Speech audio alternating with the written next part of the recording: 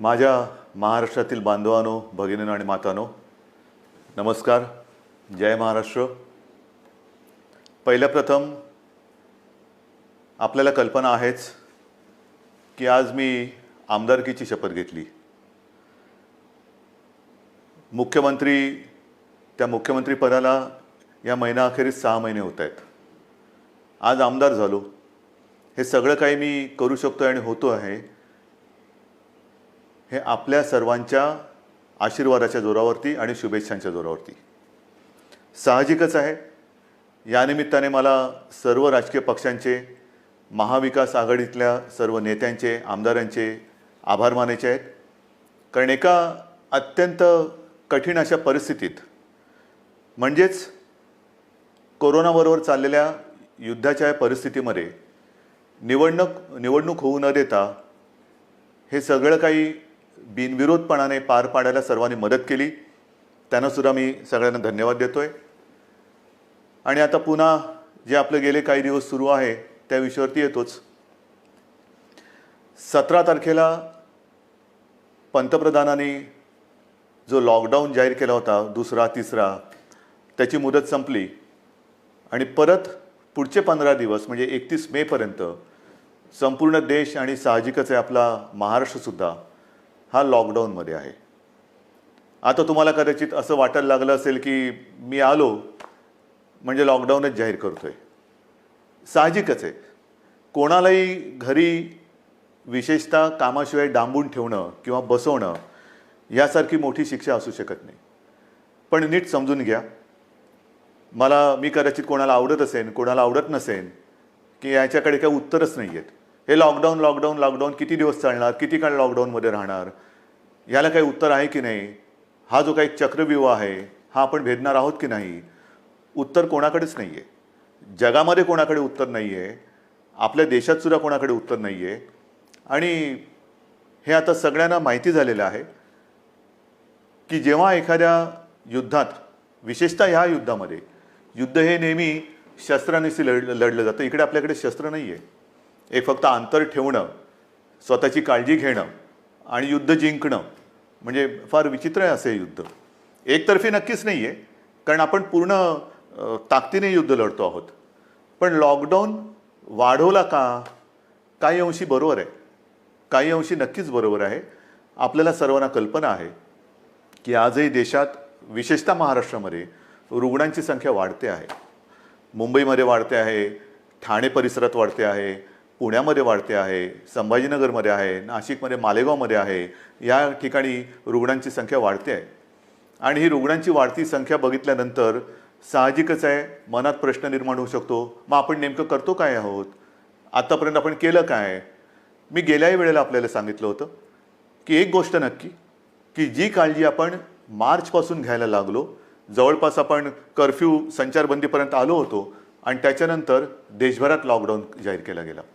जर हे आपण केलं नसतं तर जो एक अंदाज आपल्या देशात, महाराष्ट्रात आणि मुंबईमध्ये किती आत्तापर्यंत रुग्ण झाले असते, किती आत्तापर्यंत त्याच्यात मृत्यू पावले असते, हा अंदाज नुसता बघितला तरी अंगावरती काटा उभा राहतो. आणि म्हणून मी मागेही आपल्याला म्हटलं होतं की अजूनही शृंखला आपण तोडली जरी नसली तरी एक गोष्ट नक्की, की त्याच्या वाढीवरती, गुणाकारावरती नियंत्रण आपण हे नक्की ठेवलेलं आहे. गतिरोधक म्हणून हा जो काही लॉकडाऊनचा काळ आहे त्याचा आपल्याला नक्की उपयोग झालेला आहे. मग आता किती काळ चालणार?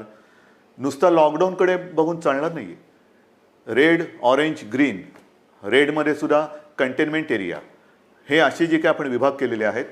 ग्रीन झोनमध्ये आपण हळूवारपणाने जवळपास सगळं काही उघडायला परवानगी दिलेली आहे, ती अजूनही देत आहोत. आणखीनही तिथले निर्बंध हे येत्या काही काळामध्ये आपण आणखीन शिथिल करतो आहोत. ऑरेंज झोनमध्ये सुद्धा ही शिथिलता आणलेली आहे. रेड झोनमध्ये विशेषतः कंटेनमेंट एरिया आहे, तिथे मात्र अजूनही आपल्याला शिथिलीकरण करणं हे परवडणार नाही, नक्कीच नाही आहे.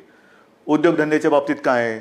मी मुद्दामून आज आपल्यासमोर थोडीशी आकडेवारी सांगणार आहे. काय काय झालेलं आहे, किती काय केलेलं आहे. पहिल्या प्रथम आरोग्यविषयक काय झालेलं आहे, नंतर उद्योगधंद्याच्या बाबतीत काय करतो आहोत. धंद्याच्या बाबतीमध्ये सुद्धा तुम्हाला मुद्दामून मला सांगायचं आहे की नुसतं लॉकडाऊन नाही वाढवत आहोत, आपल्याला ही तारेवरची कसरत करायची आहे आणि ती करतो आहोत. एका बाजूला सुरक्षित राहण्यासाठी लॉकडाऊन म्हणजे सगळं काही थोडक्यात बंद, आणि दुसऱ्या बाजूला हळुवारपणाने काही गोष्टी आपण उघडतो. आजपर्यंत राज्यामध्ये साधारणतः 50,000 उद्योग सुरू करायला आपण परवानगी दिलेली आहे. हा आजचा आकडा आहे. आणि ह्या 50,000 उद्योगामध्ये जवळपास साधारणतः 5-1 लाख मजूर हे काम करायला लागलेले आहेत. तसं बघितलं तर राज्यामध्ये 70,000 उद्योग सुरू करायला आपण परवानगी दिलेली आहेच, पण 50,000 उद्योग हे प्रत्यक्ष सुरू झालेले आहेत. आपल्याला कदाचित हा जो काय एक रेड झोनमधला बेल्ट आहे, म्हणजे मुंबई, पुणे आणि त्याच्या आजूबाजूचा परिसर, इथे जे आपण राहतो आहोत, किंबहुना उदाहरणतः संभाजीनगर असेल, ज्या महापालिका आहेत त्यांच्या परिसरामध्ये आपण हे निर्बंध जरा कडक ठेवलेले आहेत, म्हणून आपल्याला ते जाणवत नाही आहे. पण ह्या विभागामध्ये आपण उद्योगधंद्यांना परवानगी दिलेली आहेच, नक्की दिलेली आहे. हे करताना खास करून मला उद्योगांसाठी काही गोष्टी जाहीर करायच्या आहेत. कारण सगळीकडे आता एक ठप्प, म्हणजे ज्याला आपण म्हणतो ना, पॉजचं बटन दाबलं गेले, जगच असं पॉज झालेलं आहे, सगळं ठप्प, काहीच होत नाही आहे, इकडची गाडी तिकडे होत नाही आहे. असं वातावरण असताना उद्या जे काय आपल्याला एक भरारी घ्यायची, नक्की घ्यायची भरारी घेणारच, कोणत्याही परिस्थितीत घेणार, तिकडे अजिबात मागे पुढे बघणार नाही. खरं म्हटलं तर आपल्या सरकारला आता 6 महिने होत आहेत. नवीन सरकार असताना नवीन स्वप्न आहेत आपली. आपण एक अर्थसंकल्प जाहीर केला काय, त्याच्यात नवीन गोष्टी जाहीर केल्या काय, आणि त्या अंमलबजावणीला सुरुवात करण्याच्या आधीच आपल्याला या संकटाला सामोरं जावं लागतंय. ह्या ज्या काही सगळ्या आपल्या योजना आहेत, या योजना कोणत्याही परिस्थितीत आपण अंमलात आणणार म्हणजे आणणारच. त्या एका हिमतीने आपण पुढे जातो आहोत. परंतु नवीन उद्योग येण्यासाठी एक वेगळी स्पर्धा आहे. कोण काय करतंय, कोण काय आणखीन सुविधा देते. महाराष्ट्रापुरतं बोलायचं झालं तर आज आपण महाराष्ट्रामध्ये जवळपास 40,000 एकरपेक्षा जास्त जमीन ही नवीन उद्योगधंद्यासाठी राखून ठेवत आहोत. 40,000 एकरपेक्षा जास्त. त्याचप्रमाणे नवीन उद्योजक जे येणार आहेत, नवीन उद्योग जे परदेशातून येतील, किंवा आपले काही उद्योजक आपले नवीन लोक काही नवीन उद्योग सुरू करू इच्छित असतील, ग्रीन इंडस्ट्रीज ज्याला आपण म्हणतो, म्हणजे प्रदूषण न करणाऱ्या इंडस्ट्रीज किंवा उद्योग, त्यांच्यासाठी सुरू करताना कोणत्याही अटीतटी त्यांना आपण ठेवणार नाही. परवानगीशिवाय तुम्ही उद्योग सुरू करा, फक्त अट एक, प्रदूषण करायचं नाही, अजिबात करायचं नाही. प्रदूषण करू नका, चला उद्योग सुरू करा, या आम्हाला पाहिजे, महाराष्ट्र तुमची वाट बघतोय. महाराष्ट्र हा नेहमी एक उद्योगशील आहे, सुधारणावादी आहे, म्हणून आपण नवीन जे उद्योजक येत आहेत त्यांच्यासाठी या अटीतटीचा सामना त्यांना करायला लागणार नाही, असं धोरण आपण बनवलेलं आहे. या नवीन उद्योजकांनो, या महाराष्ट्रामध्ये या. त्याचबरोबरीने साधारणतः पुढचे काही दिवस, म्हणजे असं म्हणतात की ह्या कोरोनानंतर जग बदललं जाणार आहे, नक्कीच बदललं जाईल. कदाचित हे नवीन उद्योजक येणार असतील, ते म्हणतील आम्ही येऊ इच्छितो, पण आम्हाला तुमच्याकडे जमीन विकत घ्यायला आत्ता आम्हाला परवडणार नाही. ठीक आहे, तुम्ही या, भाडेतत्वावरती जमीन तुम्हाला देतो, भाडेतत्वावरती जमीन देतो, या, तुम्हाला मूलभूत सुविधा असतील त्या तुम्हाला देतो, अटीतटीचा सामना तुम्हाला करावा लागणार नाही. पण या राज्यामध्ये नवीन उद्योग पर्व आपण सुरू करू. आणि त्याचबरोबरीने मला एक सांगायचं आहे की आत्तापर्यंत जिथे हे उद्योग आपण सुरू केलेत, आणि असं काही नाही आहे की रेड झोन म्हटल्यानंतर आता आयुष्य आपलं रेड झोनमध्ये जाणार आहे, नाही. आपल्यासमोर 2 मोठी आव्हानं आहेत, नक्कीच आहेत. एक म्हणजे जिथे या कोरोनाचा प्रादुर्भाव नाही असा ग्रीन झोन, तो ग्रीन झोन हा आपल्याला कोरोना विरहित ठेवायचा आहे, हे मोठं आव्हान आहे. तिकडे एक सुद्धा रुग्ण ग्रीन झोनमध्ये आपल्याला आता येऊ द्यायचा नाही, किंबहुना नवीन केस तिकडे आता आपल्याला तयार आपण काय असं घर बसल्या कोविड तयार करत नाही, पण होऊ द्यायची नाही आहे. त्याच्यामुळे ग्रीन झोन हा ग्रीन झोन म्हणून मेंटेन करणं, आणि रेड झोन जो आहे तो रेड झोन हा लवकरात लवकर ग्रीन झोनमध्ये त्याचं रूपांतर करणं. म्हणजे रेड झोनसुद्धा आपल्याला हळूहळू हा ग्रीन झोनमध्ये आणायचा आहे. आणि म्हणून जिथे जिथे ग्रीन झोनमध्ये आपण उद्योगधंद्यांना परवानगी दिलेली आहे, अनेक ठिकाणी आपण बघतो आहोत की कामगारांची आता उणीव आहे. कामगार हे बरेचसे परराज्यातले निघून गेलेले आहेत. मला खास करून माझ्या महाराष्ट्राच्या भूमिपुत्रांना सांगायचं आहे, जसं आजपर्यंत तुम्ही महाराष्ट्रासाठी, महाराष्ट्र सुरक्षित ठेवण्यासाठी सरकारचं ऐकलत, घरामध्ये राहा, सुरक्षित राहा, ही एक आपली त्याच्यातले एक घोषवाक्य होतं. आतापर्यंत तुम्ही घरात बसलात आणि महाराष्ट्र वाचवलात. आता जिथे जिथे ग्रीन झोन आहे, तुम्ही एका आत्मनिश्चयाने बाहेर पडलं पाहिजे की मी माझा महाराष्ट्र पुन्हा एकदा उभा करणार. मी जसा महाराष्ट्र वाचवलेला आहे, मी म्हणजे तुम्ही, मी एकटा नाही, तुम्ही. महाराष्ट्र आजपर्यंत आम्ही सुरक्षित ठेवला. या कोविडच्या प्रादुर्भावापासून हा जो ग्रीन झोन आहे तो सुरक्षित ठेवला. आता या ग्रीन झोनमध्ये जे उद्योग सुरू झालेले आहेत त्या उद्योगांना जर मनुष्यबळ कमी पडत असेल तर माझा महाराष्ट्र हा अगदी मोदीजींच्या भाषेत आत्मनिर्भर करण्यासाठी मी स्वतःहून आता पुढे येत आहे. या पुढे या. जे उद्योग आहेत, उद्योग सुरू झालेत, त्यातली ही संधी आहे. ही संधी तुम्ही घ्या. संधी वाया दौडू नका. या सगळेजण समोर या. उद्योग सुरू करू आपण. महाराष्ट्र उभा करू आपण. एक जगासमोर एक उदाहरण ठेवू की हा महाराष्ट्र खरंच लढवय्यांचा आहे. हा संकटाला भीत नाही. संकटामध्ये सुद्धा मर्दासारखा सामोर जातो. तो हा शिवरायाचा महाराष्ट्र आहे. म्हणून मला जे ग्रीन झोनमध्ये आहेत आणि जिथे जिथे उद्योगधंदे सुरू झालेत पण मनुष्यबळ कमी पडत असेल तिथे मला आज भूमिपुत्रांची गरज आहे. भूमिपुत्रांनो पुढे या. ही आपली भूमी आहे, आपला महाराष्ट्र आहे. पुढे येऊन आपला महाराष्ट्र हा आपल्या पायावरती आपण उभा करू. हा निश्चय फार महत्त्वाचा आहे. हे उद्योगधंद्याचं झाल्यानंतर महत्त्वाचा मुद्दा काय आहे की आरोग्यविषयक काय. कारण अजूनही जे काही जणांना असं वाटतंय की हे एक अशीच भीती आहे, फ्लू काय, सर्दी आहे, खोकला आहे, होतो जातो, आजपर्यंत काय कोणाला झालं नाही. झालं ना. पण विशेष म्हणजे आत्तापर्यंतचा जो फ्लूचा एक भाग आहे त्याच्यात सुद्धा जसं स्वाईन फ्लू एक आहे त्याला औषध आलेलं आहे. पण ह्या कोरोनावरती अजूनही औषध आलेलं नाही. तोच एक मोठा धोका आहे. मी उगाच तुम्हाला आकडे सांगून काय घाबरवण्याची माझी इच्छा नाही, अजिबात नाही आहे. तुम्हाला भीती घालण्यासाठी मी आलेलो नाही आहे. पण मुंबईमध्ये जेव्हा आपण सुरुवात केली त्यावेळेला जी परिस्थिती होती ती परिस्थिती बघितल्यानंतर आजची जी परिस्थिती आहे, आपण काय काय आरोग्य सुविधा केलेल्या आहेत. तुम्हाला कल्पना असेल, गेल्याही वेळेला मी बोललो होतो आणि आज संध्याकाळी मी जाऊन आलो. मी होतो, उपमुख्यमंत्री होते, बाळासाहेब थोरात होते, एकनाथ शिंदे होते, आदित्य पण होता बरोबर, आपले मुख्य सचिव होते, महापालिका आयुक्त होते आणि विशेष म्हणजे तिथे आपले आर.ए. राजीव जे MMRDA म्हणजे मुंबईतली मेट्रोचं काम आता जे अत्यंत चांगल्या पद्धतीने पुढे नेत आहेत, त्यांनी गेल्या 10-12 दिवसामध्ये ही सुविधा मुंबईकरांसाठी तिकडे उभारलेली आहे. आज तिकडे जवळपास 1000 बेड्सचं एक चांगलं कोविड केअर सेंटर हे आपण उभं केलेलं आहे. येत्या 1-2 दिवसात त्याचा वापर सुरू होईल. मुंबईमध्ये ठिकठिकाणी, मी मुंबईपुरतं बोलतो, मुंबईमध्ये नंतरचं पुढचं मी बोलणारच आहे, पण मुंबईमध्ये ठिकठिकाणी म्हणजे असं बांद्रा कुर्ला कॉम्प्लेक्स संकुल आहे तिथे आणखीन 1000 बेड्स वाढवतो आहोत. गोरेगावचं एक्झिबिशन ग्राउंड आहे तिकडे वाढवतो आहोत. रेसकोर्सवरती त्या पार्किंगमध्ये होतं आहे. वरळीला डोममध्ये तर सुरू केलेलाच आहे. आणखीन 1-2-3 ठिकाणी मुलुंड चेक नका आहे, ठाण्यामध्ये आहे. हे आता नुसतं कोविड केअर सेंटर म्हणून नाही राहणार. या सगळ्या जम्बो फॅसिलिटी ज्याला म्हणतो, या जम्बो फॅसिलिटीमध्ये जे आवश्यक लागतं ते तिकडे आपण करणार आहोत. म्हणजे विशेषतः सगळ्यांनाच काही व्हेंटिलेटरची आवश्यकता लागत नाही, पण अनेक जणांना ऑक्सिजनची आवश्यकता लागते. म्हणून ह्या सगळ्या सुविधांमध्ये ऑक्सिजनची सुविधा असणाऱ्या बेड्स हे आपण जास्तीत जास्त करतो आहोत. त्याचप्रमाणे काही ठिकाणी आपण अतिदक्षता विभागात म्हणजे ICU बेड्स हे सुद्धा उपलब्ध करत आहोत. ICU बेड्स म्हणजे हॉस्पिटलमध्ये तर आपण ते वाढवतोच आहोत, पण हॉस्पिटलच्या बाहेर ही जी काय आपण रुग्णसेवा किंवा सेंटर्स उभी करतो त्याच्यामध्ये सुद्धा ICU बेड्सची सोय आपण करतो आहोत. कदाचित ही काय अभिमानाची गोष्ट नाही, पण समाधानाची नक्की आहे की इतरत्र कुठेही नसेल अशी आरोग्य सुविधा आपण इथे निर्माण केलेली आहे आणि ती आरोग्य सुविधा आणखीन आपण पुढे वाढवत नेत आहोत. महाराष्ट्रामध्ये बोलायचं झालं तर महाराष्ट्रात आज मी आकडे घेऊनच बोलतोय, साधारणतः 1484 कोविड केअर सेंटर्स आहेत.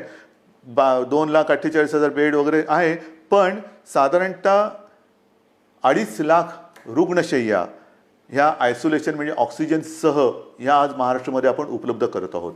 2.5 लाखाच्या आसपास. आज एक गोष्ट साहजिकच आहे, हे संकट एवढं मोठं आहे की काही वेळेला असं वाटतं की रुग्णांना बेड मिळत नाही आहे. याचं कारण रुग्णांची थोडीशी संख्या ही वाढती अशी वाटत असली तरी देखील आज आपण स्वयंपूर्ण होण्यासाठी किंबहुना पुढच्या महिन्यात साधारणतः किती रुग्ण होऊ शकतील ह्याची एक दक्षता घेऊन आपण हीही सुविधा वाढवत आहोत. डॉक्टर्स येत आहेत, नर्सेस येत आहेत. मध्यंतरी मी आपल्याला माहिती आहे कोविड योद्धा म्हणून सगळ्यांना एक आवाहन केलं होतं. त्याच्यात सुद्धा काही हजार लोक म्हणजे महिला पुरुष हे मदतीसाठी धावून आलेले आहेत. मला अजूनही पाहिजेत. ह्याचं कारण का? कारण नवीन सुद्धा जे आलेले आहेत ते आणि आत्ता आहेत ते, जसं गेल्या वेळेला मी आपल्याला बोललो होतो की पोलीस थकत आहेत, पोलीस आजारी पडत आहेत. काल परवा एका चांगल्या अधिकारीचा मृत्यू झालेला आहे. त्याच्यानंतर गडचिरोलीमध्ये नक्षलवाद्यांशी लढता लढता 2 पोलीस आपले तिकडे शहीद झालेले आहेत. हे सगळे ताणतणाव आहेत आणि ह्या ताणतणावामध्ये ही लोक आजारी पडण्याची वाट न बघता, मला तर कोणीच आजारी पडायला नको आहेत, आजारी पडण्याची वाट न बघता ह्यांना वेळोवेळी जर का आपण विश्रांती देत गेलो तर आपण सहजगत्या या संकटावरती मात करू शकू. म्हणून मला अजूनही कोविड योद्धा पाहिजेत. ज्यांची रुग्णसेवा करण्याची इच्छा आहे, तयारी आहे, त्यांनी सगळ्यांनी ह्या युद्धामध्ये स्वतःहून पुढे आलं पाहिजे. याचं कारण असं की आज देखील मुंबई असेल, ठाणा असेल, पुणा असेल, संभाजीनगर ह्या ज्या काही महापालिका आहेत तिकडे नाही म्हटलं तरी जो आपण कंटेनमेंट एरिया म्हणतो, म्हणजे जिथे एखादा रुग्ण सापडला तर त्याच्या आसपासचा काही परिसर आपण सील करतो. मग एक आपण साधारणतः शोध घेतो की याच्या अतिशय निकटच्या संपर्कात कोण आलेले आहेत, मग त्यांची चाचणी घेतो आणि त्याच्यानंतर आपण मग त्यांना क्वारंटाईनमध्ये किंवा लक्षणं जर असतील किंवा लक्षणं नसतील मग टेस्ट घेऊन त्यांना आपण आयसोलेशनमध्ये ठेवतो. किंबहुना जर लक्षणं असतील तर त्यांच्यावरती उपचार सुरू करतो. एका गोष्टीचं मला एक मुद्दामून तुम्हाला मला आकडा द्यायचा आहे की आज आपण एक आकडा बघत असतो की महाराष्ट्रामध्ये किती रुग्ण आहेत, मुंबईमध्ये किती रुग्ण आहेत. महाराष्ट्राचा आकडा तुम्हाला माहिती आहे, मुंबईचाही तुम्हाला माहिती आहे, पण ह्याच्यामध्ये रोजचा वाढणारा आकडा आपण बघतो, त्यातून बरे होऊन घरी जाणारा आकडा आपल्या लक्षात येत नाही आहे. म्हणजे साधी गोष्ट आहे, जर का मुंबईपुरतं बोलायचं झालं तर साधारणतः मुंबईमध्ये आज 19,967 रुग्ण पॉझिटिव्ह आहेत.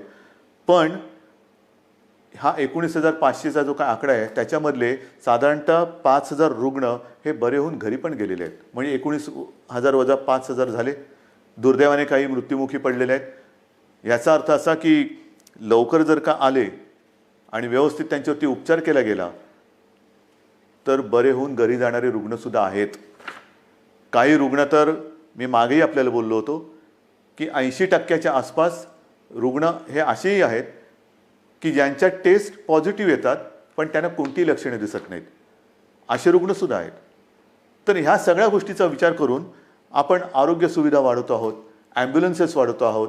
संपूर्ण महाराष्ट्रभर जिथे जिथे आवश्यकता आहे तिथे तिथे आपण ह्या आरोग्याच्या सुविधा वाढवत आहोत. आणि एका बाजूला या आरोग्य सुविधा वाढवत असताना उद्योगधंद्यांच्या बाबतीत सुद्धा मी सांगितलं की 50,000च्या वरती उद्योगधंदे सुरू झालेले आहेत. म्हणजे असं काही नाही की सगळं काही ठप्प होऊन बसलेलं आहे.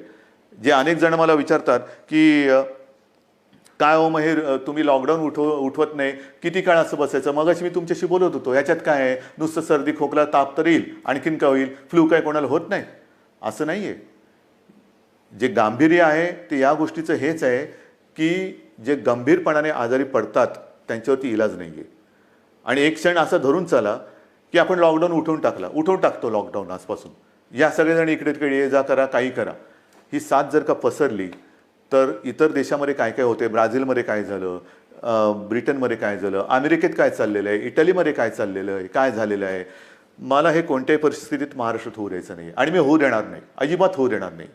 मी टीकेचा धनी होईन. मी तुम्हाला मागेही बोललेलो आहे, महाराष्ट्रासाठी वाईटपणा घ्यायला माझी तयारी आहे, पण जे जे मला पटतं ते महाराष्ट्राच्या हिताचं मी करणार म्हणजे करणारच.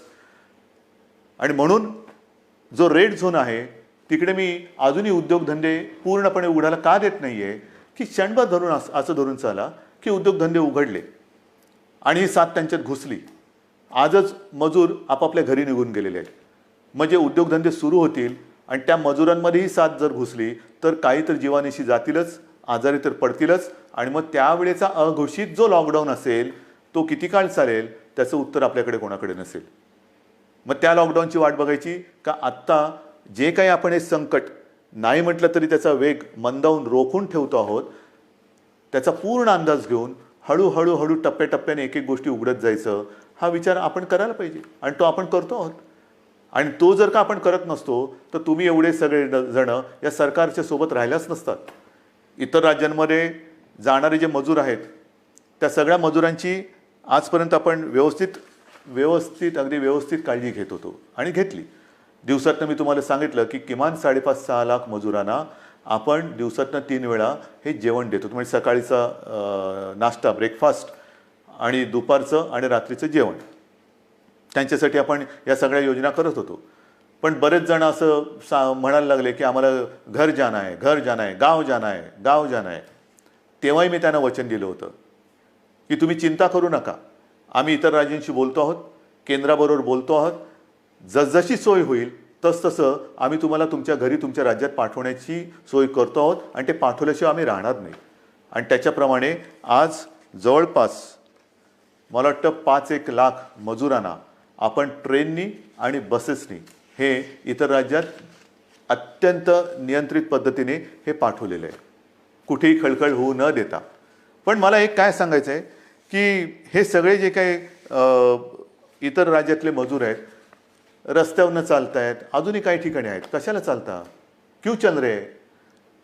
आपके लिए हम पूरी कोशिश करें, कोशिश नहीं, शुरुआत तो हुई है. ट्रेन से आप जा रहे हैं घर, बस से जा रहे हैं, तो ऐसे रास्ते पे मत चलो, रास्ते पे नहीं चलना. बीच में कोई फिर एक्सीडेंट कभी होता है, क्यों कर रहे हो ये सारी चीज़ें? आपके लिए हर एक राज्य के लिए ट्रेन की सुविधा शुरू हो गई है, बस की सुविधा शुरू हो गई है. आप जहाँ भी हो वहीं पर रुके. हमारे पूरे स्टेट में अलग अलग जिलों में डिस्ट्रिक्ट में कलेक्टर्स हैं, उनके सब साथी हैं, आपका इंतजाम वो कर रहे हैं, ठीक से कर रहे हैं. और जब भी ट्रेन की सुविधा, जैसे रोज़ाना कुछ ट्रेन चल रही है, कुछ उत्तर प्रदेश में जा रही है, बिहार में चल रही है, पश्चिम बंगाल में जा रही है, राजस्थान जा रही है, गुजरात जा रही है, जैसे जैसे वो आती जाएगी हम आपको भेज रहे हैं. बेताब ना होना, काही गरज नाही आहे. तुम्हाला आम्ही पूर्णपणे सुरक्षितपणाने तुमच्या राज्यात आम्ही सोडतो आहोत. आणि आजपर्यंत मी म्हटलं ना की एवढे मजूर हे महाराष्ट्रातून त्यांच्या राज्यात गेलेत, त्यांच्या घरी पोचलेत, बसेसने आपण पाठवलेले आहेत. आणि विशेष म्हणजे त्यांच्याकडनं आपण कुठेही तिकीट्स नाही घेतलेली. मुख्यमंत्री सहायता निधीतून त्यांचा खर्च केलेला आहे. काही संस्था पुढे आलेल्या आहेत, त्यांनी त्यांचे पैसे दिलेले आहेत. त्यांना हे कारण हे गरीब आहेत, काम करणार आहेत, तळहातावरती पोट असणार आहेत. तळहातावरती पोट असल्यानंतर जर त्यांची रोजची मेहनत ही होणार नसेल किंवा काम मिळणार नसेल तर यांच्याकडे तिकिटाचे पैसे कुठून येणार? म्हणून त्यांना आपण आपल्या सरकारच्या माध्यमातून सरकारच्या खर्चाने आपण त्यांना पाठवतो आहोत. हे झालं त्या राज्यात जाणाऱ्या लोकांचं. मग आता मी येतो माझ्या आपल्या राज्यातल्या लोकांकडे. मुंबई म्हटल्यानंतर साहजिकच आहे, कोकण आणि पश्चिम महाराष्ट्र इथे राहणारे लोक खूप आहेत. तेही मागे लागलेत. हे काय तुम्ही त्या राज्यातल्या लोकांना पाठवता, आम्ही काय केलंय, आम्हाला कधी घरी पाठवणार? अरे तुम्ही तर आपले आहात. आजपर्यंत तुम्ही सहकार्य केलेलं आहे, तुम्हालाही हळूहळू मी पाठवतो घरी. पण आज थोडे अस्वस्थ नका होऊ. कारण आजपर्यंत कोकण म्हटल्यानंतर मला माहिती आहे हा आंब्याचा सीझन, काजूचा सीझन, सगळा एक कोकण म्हणजे गंमत असते. ह्या मोसममध्ये कोकणात जाणं फणस आहे, मजा असते. कोकणामध्ये जाणं हे या दिवसात सुट्टी, मग कोणाचे आजी आजोबा असतील, कोणाचे मामा मामी असतील, काका काकी असतील, सगळे नातेवाईक असतात, त्यांच्याकडे जायचं, गावातल्या घरात राहायचं, आंबे खायचे, गंमत असते. पण ह्या उन्हाळ्यात ती गंमत नाही आहे. मी आपल्याला सगळ्यांना मुद्दामून एक विनंती करतो की कृपा करून आपण तरी रस्त्यावरनं किंवा इकडून तिकडून असे जाऊ नका. कारण मुंबईमध्ये आपण काळजी घेतो आहोत, प्रत्येक जिल्ह्यात आपण काळजी घेतो आहोत, पण प्रत्येक जिल्ह्यात आरोग्य सुविधा ज्या आहेत त्यांची एकूण जर का मर्यादा बघितली आणि काही जिल्हे हे कोविड मुक्त आहेत, आज सुद्धा तिकडे प्रादुर्भाव झालेला नाही, ते आपल्याला तसेच ठेवायचे आहेत. जर आपल्याला लवकरात लवकर या लॉकडाऊनमधून बाहेर यायचं असेल तर पहिलं म्हणजे जे आपले ग्रीन झोन आहेत, जिकडे कोविडचा प्रादुर्भाव नाही, हे जिल्हे, हे विभाग आपल्याला ग्रीन झोन म्हणूनच ठेवावे लागतील. म्हणून आपण सुद्धा घरी जाताना असेच उठून निघू नका. आपल्याला सुद्धा जर जायचं असेल, खरंच पहिलं जायचं आहे का थोडे दिवस थांबून आपण जाऊ शकता, थोडा धीर धरला तर सगळ्यांनाच बरं होईल.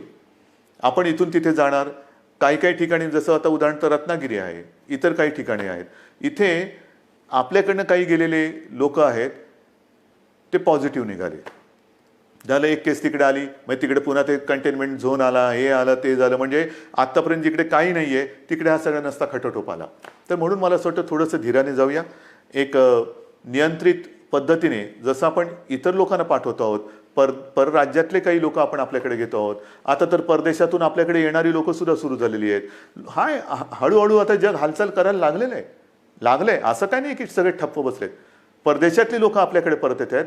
आपल्याकडची काही जी अडकलेली लोक ती परदेशात त्यांच्या देशात जात आहेत. रोजची थोडी विमानं सुरू झालेली आहेत.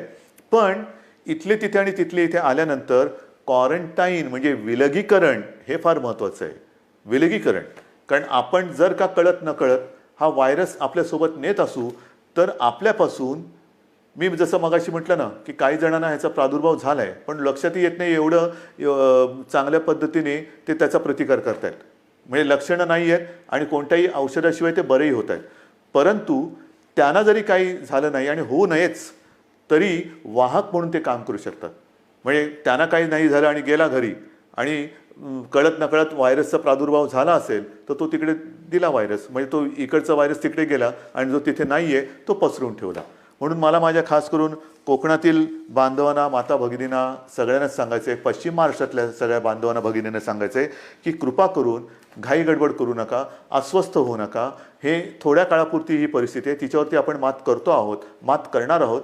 आपले कुटुंबीय आहेत, आप्तजन आहेत, त्यांच्या सुरक्षेसाठी जर का आपण आपलं हे जाणं थोडंसं थांबवलं आणि काही दिवसानंतर जर जाण्याचा विचार केला तर महाराष्ट्रावरती, तुमच्या कुटुंबियांवरती फार मोठे उपकार आपले होतील. म्हणून कुठेही अस्वस्थ होऊन लगेचच्या लगेच जर जाण्याची गरज नसेल तर पुन्हा मी सांगतो की कृपा करून आपल्या घरी जाण्याची म्हणजे गावी जाण्याची घाई करू नका.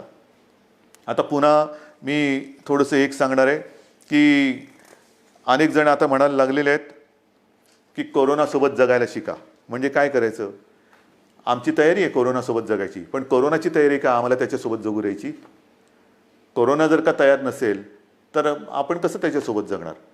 पण हे जगणं जर का अनिवार्य असेल तर काही गोष्टी, म्हणजे कोरोनानंतर जग बदलेल, नक्की बदलेल. काय बदलेल? तर कोरोनानंतर आपल्याला जसं आपण म्हणतो ना की आजपर्यंत घरात राहा आणि सुरक्षित राहा, आता आपल्याला नवीन एक वाक्य घ्यावं लागेल. घरात राहा, सुरक्षित राहा हे झालं, पण घराबाहेर राहताना सावध राहा. नेहमी आपल्याला एक सावधानता बाळगायला पाहिजे. म्हणजे ओघाने आलंच हात धुणं. अनेक ठिकाणी मी असंच बघितलेलं आहे, कारण उन्हाळा आहे, घाम तर येतोच, मग आपण काय करतो, मास्क बाजूला करतो आणि हाताने रुमालाने तोंड पुसतो, बाजूला ठेवतो. तोच धोका आहे. पहिली गोष्ट, हात सतत धुत राहायचं. कारण नसताना किंबहुना शक्यतोवर तोंडाला, चेहऱ्याला हात लावायचाच नाही. कारण हा जो व्हायरस आहे अजूनही त्याच्यावरती संशोधन सुरू आहे. किती काळ कुठल्या पृष्ठभागावर तो किती काळ जिवंत राहू शकतो. समजा एखाद्याच्या शिंकेतनं, खोकल्यातनं, बोलण्याच्या एका त्या तुषारातून तो कुठे पडला असेल, त्याला हात लागला आणि तो कळत नकळत पुन्हा आपल्या डोळ्याला लागला तर डोळ्यातनं तो शरीरात जाऊ शकतो, नाकाला लागला, तोंडाला लागला. म्हणून ह्या ज्या काही गोष्टी आहेत ह्या आपल्याला अशाच ठेवून पुढचे काही दिवस, काही महिने हे सावधतेने राहावंच लागेल. या सगळ्या ज्या गोष्टी मी तुम्हाला सांगतो आहे, ह्या गोष्टी ह्या फार महत्त्वाच्या आहेत. इतके दिवस तुम्ही जी शिस्त पाळली ती शिस्त मला थोडी जास्त पाहिजे, कडक पाहिजे. कारण आज देखील जो कंटेनमेंट एरिया आहे किंवा रेड झोन आहे, कारण नसताना लोक बाहेर पडत आहेत. नका पडू. त्याच्यानंतर अजून देखील धार्मिक सण, उत्सव, धार्मिक जमाव यांना कुठेही परवानगी आपण दिलेली नाही, देऊ शकत नाही. कारण जेवढी गर्दी होईल तेवढा हा धोका अधिक वाढणार आहे, अधिक पसरणार आहे. आणि म्हणून सावध राहामध्ये दोन हात अंतर ठेवून 2 हात दूर राहिलेलं बरं. तसं 2 हात दूर राहून एकमेकापासून आपल्याला राहायचं आहे. तोंडावरती मास्क तर लावायचा आहे, हात सतत धुवायचे आहेत. आणि सरकारच्या सूचना, म्हणजे 31 तारखेपर्यंत जरी लॉकडाऊन हा असा असला तरी हा गतिरोधक आहे. आजपर्यंत ग्रीन झोनमध्ये जवळपास सगळी बंधने आपण शिथिल केलेली आहेत. महत्त्वाचा मुद्दा, या ठिकाणी आता हळुवारपणाने काही दुकानंसुद्धा आपण उघडायला परवानगी देऊ येत्या काही काळामध्ये. कोणतीही गोष्ट ही सुरू करण्यापूर्वी आम्ही असं ठरवलं आहे, सरकारने असं ठरवलेलं आहे की जनतेला पूर्ण कल्पना द्यायची. कारण काही गोष्टी तुम्हाला कल्पना आहे, आपण उघडायला परवानगी दिली आणि ही जी काही झुंबड उडाली पुन्हा सगळं बंद करावं लागलं. काही देशांमध्ये हेही झालेलं आहे की लॉकडाऊन उठवला झुंबड उडाली, साथ वाढल्यानंतर पुन्हा सगळं बंद करावं लागलं. तसं नाही करायचं. आपल्याला शांतपणाने एखादी गोष्ट आपण सुरू करू, ती सुरूच ठेवायची. एखादी गोष्ट म्हणजे जसं मार्केट असेल, दुकानं असतील, आणखीन काही गोष्टी असतील, उद्योगधंदे असतील, एवढ्या शिस्तीने ते आपल्याला पुढे चालवायचे आहेत की एकदा सुरू केलेली गोष्ट पुन्हा थांबवण्याची वेळ येता कामा नये. आणि म्हणून तुम्हाला मी मध्ये सूचना देत राहीन. काही काही गोष्टी सुरू करण्यापूर्वी, जसं आता उदाहरणार्थ आज 18 तारीख गेली, जून महिना म्हणजे शैक्षणिक वर्ष सुरू होणार. अजूनही काही जणांच्या परीक्षा राहिलेल्या आहेत. परीक्षांचं काय करणार, शाळा कशा सुरू करणार, शैक्षणिक वर्ष सुरू कसं करणार, ऑनलाईन सुरू करणार का प्रत्यक्ष शाळा सुरू करणार, हे सगळे मोठे विषय आहेत. मोठे विषय आहेत. आणि कोणत्याही परिस्थितीत शैक्षणिक वर्ष आपल्याला वाया जाऊ द्यायचं नाही, जाऊ देऊच शकत नाही आपण. शाळा कशा सुरू करायच्या, त्याच्यात खबरदारी काय घ्यायची, शिक्षण कसं सुरू करायचं, शाळा कॉलेजेस आली, ॲडमिशन्स आल्या, कशा करायच्या, कुठे आपण काय करू शकतो, याही विषयी आपला विचार सुरू आहे. आणि माझी तर इच्छा अशी आहे की हे जे संकट आहे हे कोणत्याही परिस्थितीत आपल्याला पावसाळ्यापूर्वी संपवायचं. पावसाळ्यापूर्वी हे संपवायलाच लागेल. कारण जून महिना सुरू झाल्यानंतर शाळा कॉलेजेस यांचे प्रवेश, त्यांची शैक्षणिक वर्ष हे सगळं सुरू करावं लागतं आहे. आणि या सगळ्याचा विचार करता मला असं वाटतं, जो वेग मी तुम्हाला मगाशीच सांगितलं, मी आकडे माझ्याकडे आहेत, साधारणतः मे किंबहुना एप्रिल शेवटापर्यंत महाराष्ट्रामध्ये काय रुग्णसंख्या झाली असती, ही संख्या जर का आपण बघितली असती तर थरकाप उडाला असता. मे मध्यामध्ये काय संख्या होऊ शकली असती, काय संख्या होऊ शकते, मे एंडला काय होऊ शकते, हे जे आकडे आपल्यासमोर शक्यता म्हणून येत होते किंवा येत आहेत, ते बघितल्यानंतर हे थरकाप उडवणारे आकडे. पण तिथपर्यंत आपण पोचलो नाही आणि तुम्हाला मी पोचू देणार नाही, अजिबात देणार नाही.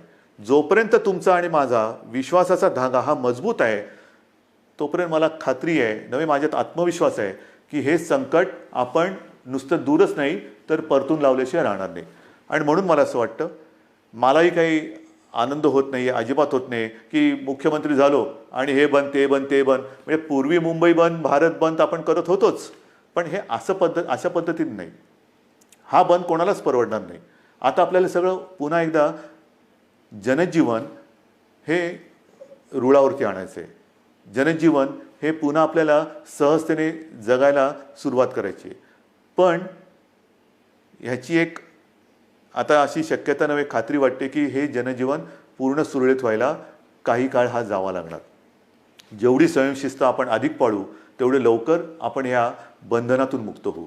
जेवढी लवकर आपण या कोरोनाची साखळी तोडण्यात यशस्वी होऊ, तेवढं लवकर आपण सगळे बंधनमुक्त होऊ. आणि म्हणून पुन्हा एकदा मी तुम्हाला सगळ्यांना विनंती करतो आहे की जे काही सरकार करतं आहे ते केवळ आणि केवळ कोणताही धोका या महाराष्ट्राला, महाराष्ट्रातल्या माता भगिनींना, बांधवांना होऊ नये, त्याकरता ही पावलं उचलत आहे. साहजिक आहे, तुम्ही अस्वस्थ आहात, तुम्ही बेचैन आहात, कधी हे उघडणार हा प्रश्न जसा तुम्हाला आहे तसाच तो सर्वांना पडलेला आहे. पण जे काही करतो आहे ते केवळ आणि केवळ आपल्या सर्वांच्या हितासाठी करतो आहे. आजपर्यंत जसं तुम्ही सरकारला सहकार्य केलं तसंच सहकार्य याही पुढील काळात कराल अशी खात्री बाळगतो. आणि लवकरात लवकर ही साखळी तोडून आपण बंधनमुक्त होऊ ही आशा बाळगतो. जय हिंद, जय महाराष्ट्र.